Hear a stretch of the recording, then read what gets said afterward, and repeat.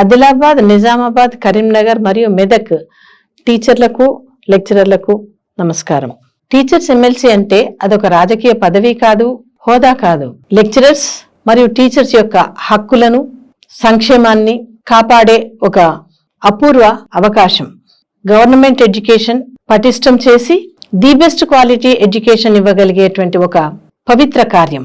అయితే రాజకీయాల కోసమో, పదవుల కోసమో, అధికారం కోసమో మరికొంతమంది టీచర్స్ ఎమ్మెల్సీలుగా బూటకపు హామీలతో టీచర్లను మోసం చేస్తూ విద్యను ప్రైవేటీకరణ మరియు కార్పొరేటీకరణ చేసినటువంటి వీరు ఇబ్బిడిమిబ్బిడిగా సంపాదించుకున్న డబ్బుతో టీచర్ల యొక్క ఆత్మగౌరవాన్ని హేళన చేస్తూ వారి యొక్క ఓట్లను కొని తిరిగి పదవులు సాధించి మరికొంత సంపాదించుకోవాలనేటువంటి ఆశతో ముందుకు వస్తున్నారనే విషయాన్ని టీచర్లందరూ గమనించాలి.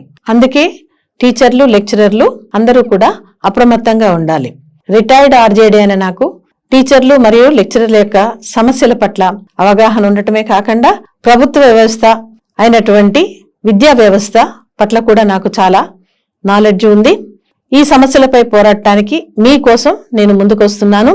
నేను కరీంనగర్, ఆదిలాబాద్, మెదక్ మరియు నిజామాబాద్ నియోజకవర్గాల టీచర్స్ ఎమ్మెల్సీగా స్వతంత్ర అభ్యర్థిగా మీ ముందుకు వస్తున్నాను.